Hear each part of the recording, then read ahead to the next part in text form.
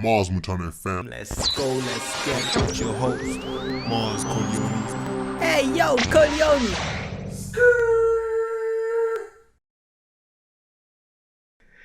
Mic check 1 2 3, mic check 1 2 3. Mars Montana FM, let's go, let's get it with your host, Mars Corleone. Hey, man. Today we got a special guest right here on the podcast, man. Introduce yourself, my man. My name is Kilihippie. I am a music producer.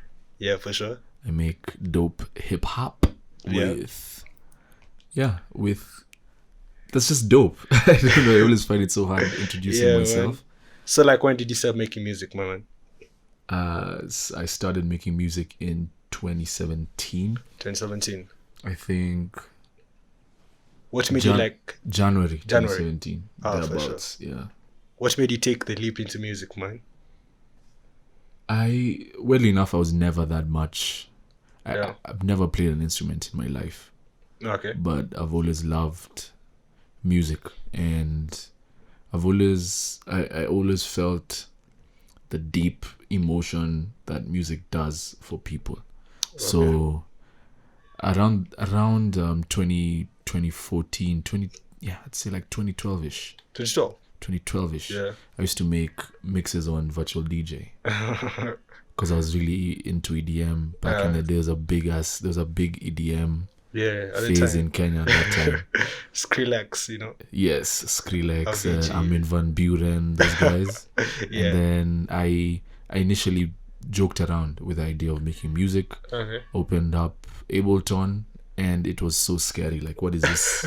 What is this spaceship control going on here? Yeah. So I abandoned the idea. And then, which year was that? This was in 2012. Okay. And then fast forward to 2014. No, sorry. Fast forward to 2017. Okay. And now this time something a bug just hit me. Yeah, for sure. I was like, I'm actually gonna do this music thing. Yeah. And I just started, and since then I don't think I've looked back. For sure. So what was the first project? Okay, let's talk about the first album you made. Which year was it released? My first project. Yeah, project. Ever. Yeah, ever. Was a beat tape. Okay. But if we're talking project. Or like with artists on it. With artists on it. Yeah. That was in 2019 in July. And that was Beloved B-Sides. Beloved B-Sides, the first tape. The first tape. That's initially dropped that only on SoundCloud. Okay.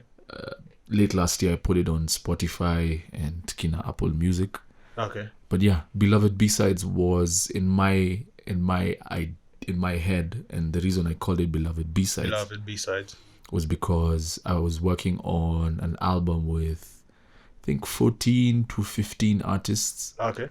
And Beloved B-Sides was a project that came about from the songs that didn't make the sequence for the album. Okay. So that's why, I called it Beloved B-Sides. For sure. What was the tape you're working on at the time? Hisi Demo. Which I dropped in 2019 December. So Hisi Demo, the album, and then 6 months before that, was it 5 months before that? Yeah. Was Beloved B-Sides, which was an EP, but yeah. For sure. Yeah. So like, how was it? How did you meet this artist? You featured on this project, bro. They're just guys I came in contact with through people I knew. Okay. Initially from just guys from my life, like say for example Boy Black. Yeah, someone I knew since I was 6 years old. We were in the same school with Boy Black at Strathmore. Yeah.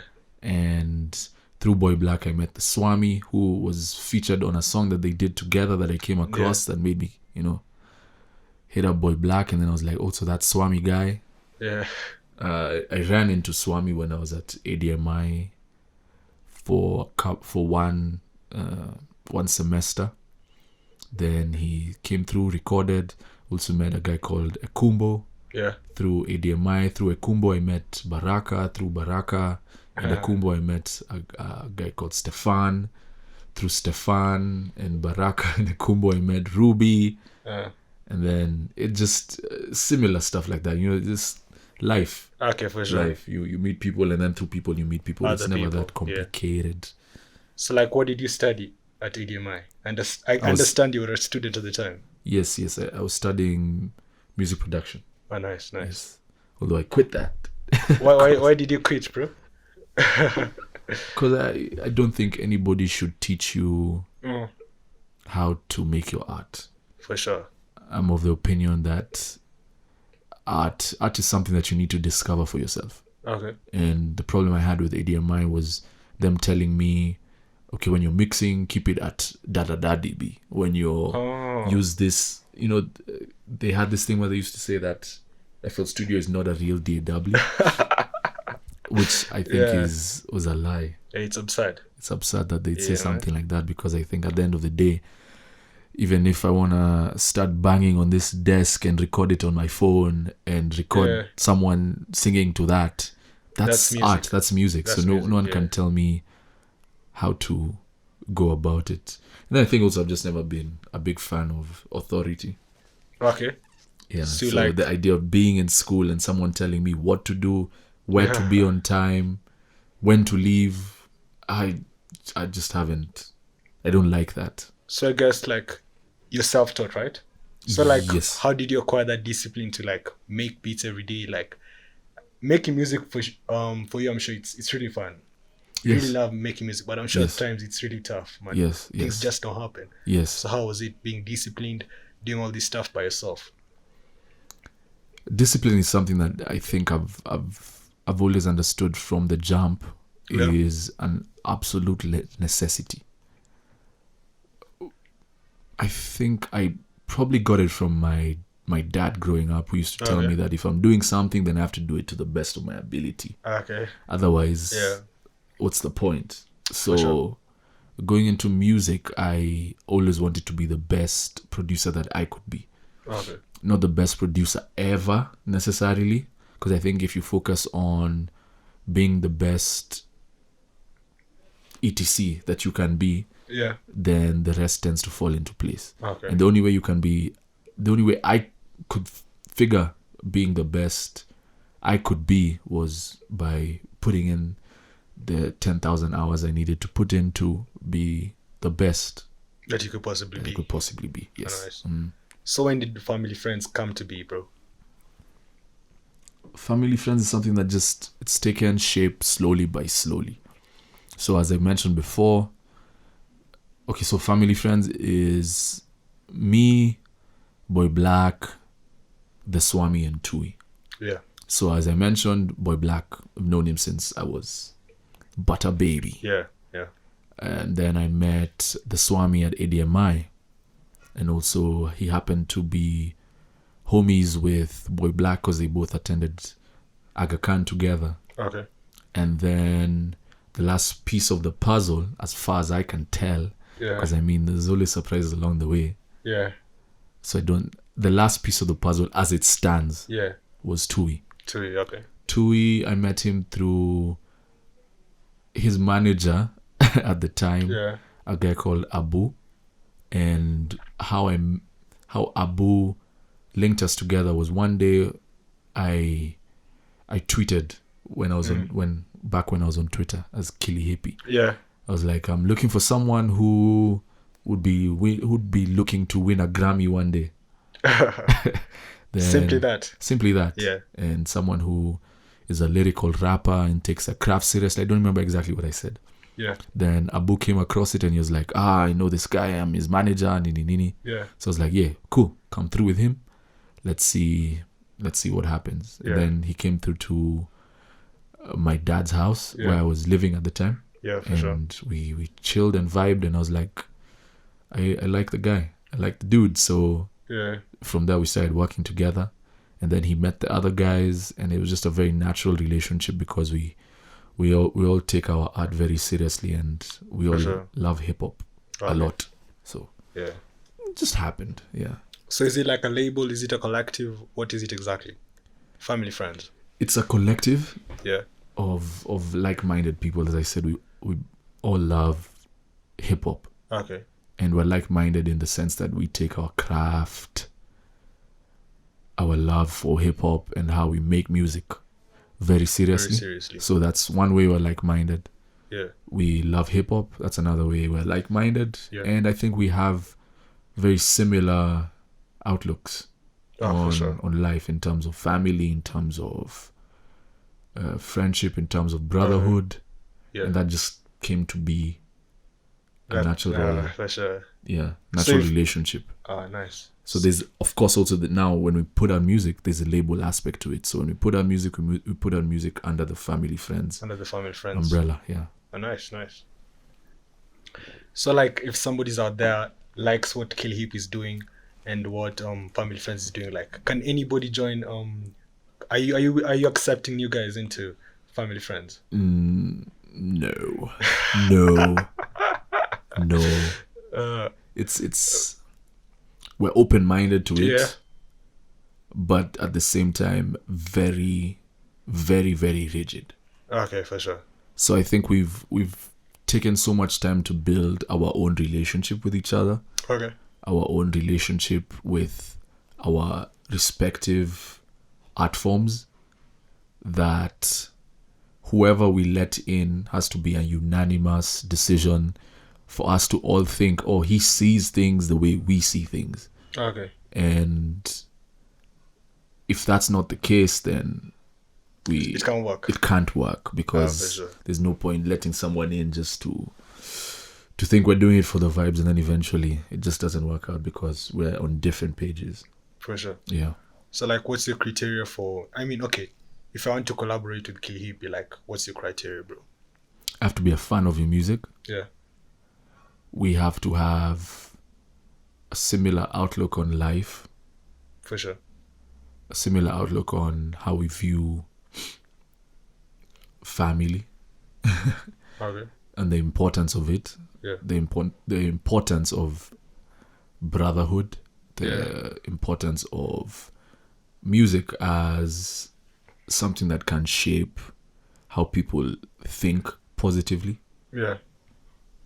Yeah, and I think ultimately I have to think you're really, really dope. So I think if you're really, really dope to me, then you're open to work. I'm open to work, yeah. Oh, for sure. Yeah, because not many people are dope to me.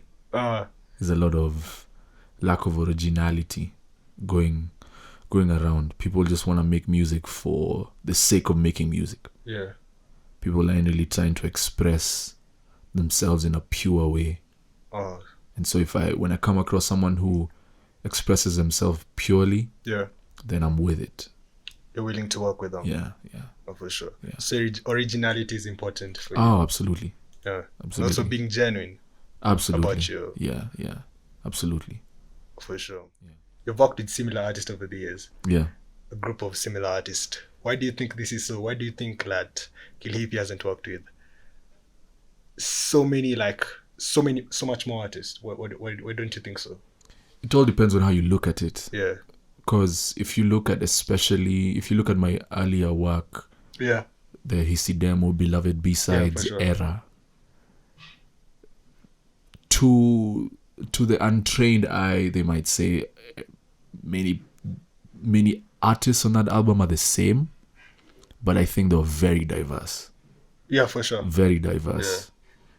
I think as an artist, it's important to have your line in the sand and know, this is what I like. This is what I like to do. Okay. This is how I like my music to sound. Yeah. And my line in the sand tends to be that I'm not a fan of like Saudi soul, Heart the Band type of sound. Okay. And that doesn't mean that I don't think that they should exist. Okay. Absolutely. I don't listen to them, but I think they have their role to play. Yeah, but sure. I just don't like it. So there's a certain type of music that I gravitate towards. Okay. And I work with people who, are similar to what you're doing. To that. But even inside that criteria, there's still so much individuality that comes out. Yeah. And I still think there's a lot of uniqueness there. Okay. A whole lot of uniqueness there. Yeah. So man, I tried to look for you everywhere, bro. Like you're into social media. What's the reason? No, I'm not. Yeah, what's the reason? I'm not. I'm escaping the matrix. Yeah, man. I think social media for me is a distraction. Okay. It's a distraction from the things that matter to me. For me to be able to perform at my highest level as a human being, to be the best human being that I can be. I believe that a better human being equals a better artist. Okay. And for me, social media is such a cesspool of distraction towards things that don't matter. True. Like flexing, like how many people have liked my post, how many people follow me. Yeah. So much vanity metrics that at the end of the day is a distraction from the art. So for me, leaving social media, it was important. It was a statement to myself that ultimately what matters is none of that stuff. Okay, for sure. Yeah. So I can do without it. At least, let me say I've been doing without it. Maybe at some point I'll come back when I'm able to find the headspace to be there without feeling like it's a distraction and using it productively for my career. Okay. Yeah. But for now, you're not available on social media. For now, I'm not. For sure. Now, I'm not. Yeah. So how are you supposed to, like, what's the plan like to promote your music? How do you promote your music to reach like new audiences? What's the plan? Right now, my music, I think my music speaks for itself. Okay, for sure. So my evangelists right now are the people that I work with. So right now I'm only working with Boy Black, the Swami, and Tui, who are all part of Family.Friends. Yeah, for sure. So when the music makes it out to people, whether they know that it's from my hands or not, I don't really. You're part of that. Yeah, I'm part of it. Whether people acknowledge it on a large scale or not. Yeah. Whether people acknowledge it on social media or not. Yeah. I'm cool. It is what it is. It is what it is. Yeah. It's good music, so it's good music. It's good music. Yeah. I think also I realize that I have a larger responsibility in learning the business side of the music. Oh, for sure. So I can still learn and amplify my audience through Kinaswami. Okay. It doesn't have to necessarily be that people know me on social media for that to be valid. But your work is there. You're doing it. Yes, of course.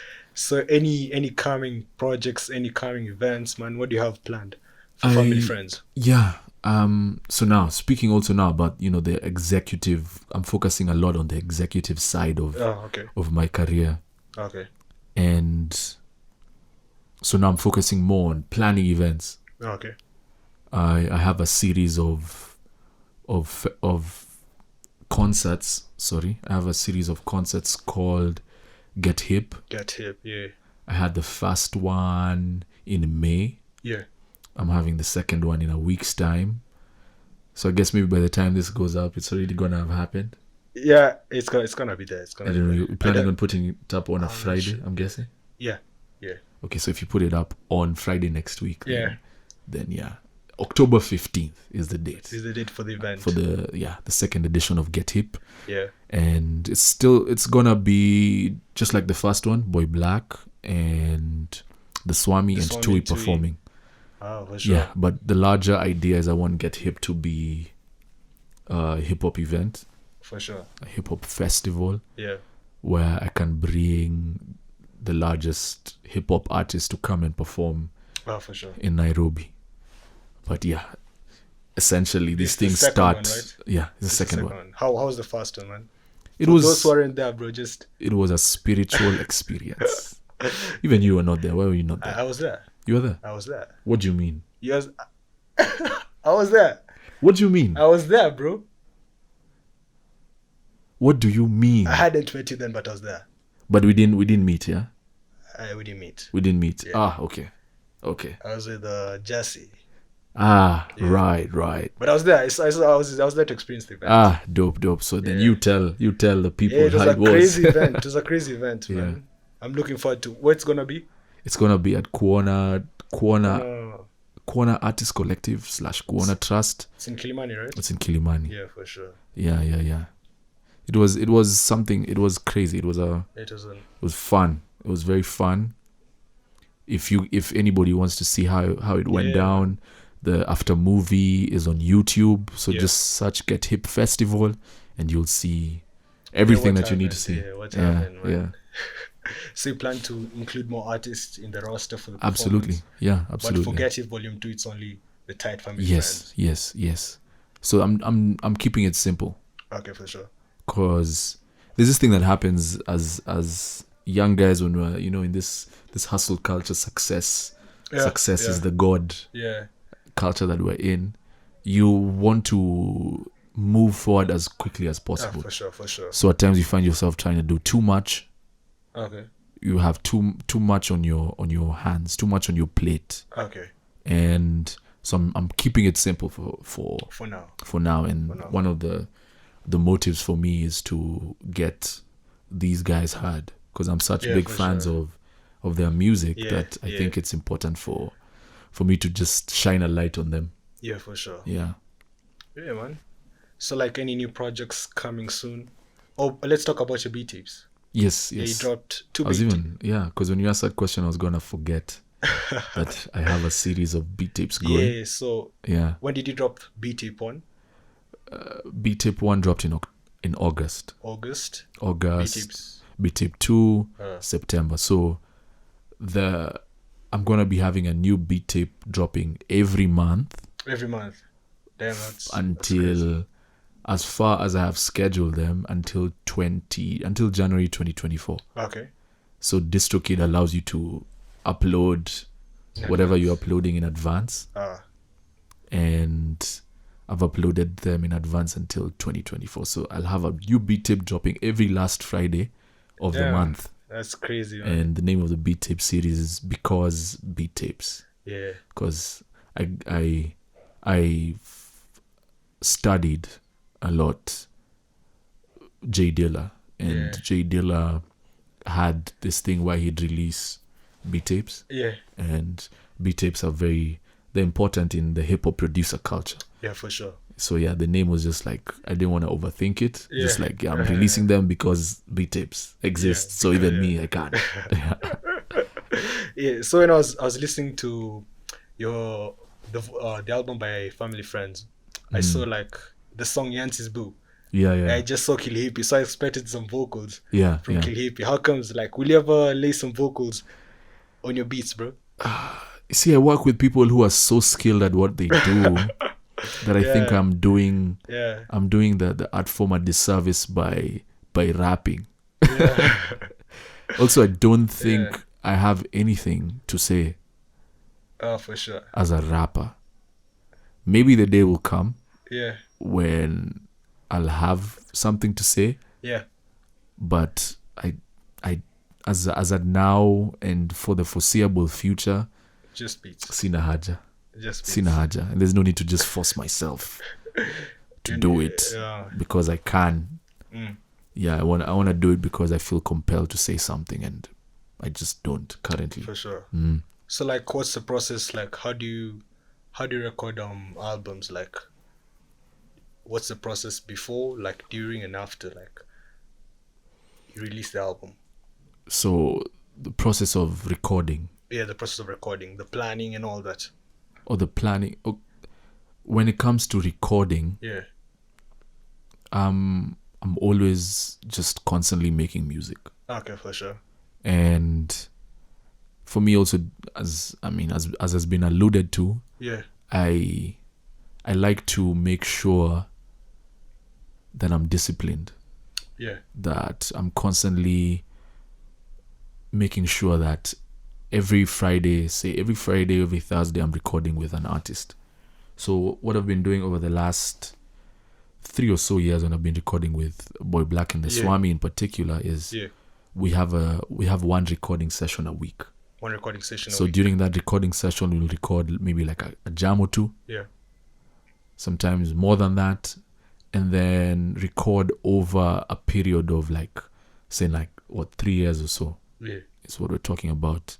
And then after those 3 years are done, there'll be a certain theme that's explored over and over again. Over and over again. There'll be a certain sound that we arrive at. Yeah. At the end of that, and use that catalog of songs to pick an album from, to sequence an album from. Okay. So like, say like for the Black Circle. Yeah. We had recorded with Boy Black probably like 40 to 50 jams. That's crazy, man. And then from those 40 to 50 jams is where we picked 8. That's crazy, man. Yeah. And then from there, those songs, we just throw them away. They stay there, they stay rotating. And because we believe in making timeless music, it could be a song that we've made 3, 4, 5 years ago that can appear in an album in 5 years from now. That's crazy. Wet Dreams by J. Cole was a song that he recorded in 2007. Yeah, but it appeared in 2014 for the Hills Drive. Forest Hill Drive. Because as you know, when you make timeless music, no matter where you it put works. it's gonna work. Yeah, it's gonna work. It's gonna work. Yeah. As long as you're being honest. So let's talk about your inspirations before we wrap up the podcast, man. Who inspired your style, man? J Dilla. A lot of that. Ninth Wonder. Yeah. DJ Premier. Madlib. Oh God. Yeah. Madlib. And I want to say, just for a fifth name. Yeah. Let me not force issues that you just to have a rounded out. Yeah, those work. Those work, man. So any last words from Kilihippie before we close off this podcast, bro? Like, what do you want to tell people watching this podcast, bro? Straight from Kilihippie, man. Straight from Kilihippie. Oh, the Illuminati is real. That's all. That's all. Yeah. Hey, man. So that's been it. Kilihippie right here on Montana FM. Let's go. Let's get it. Till next time. Hey, man. All right. Cheers. Cheers, man. Hey, man.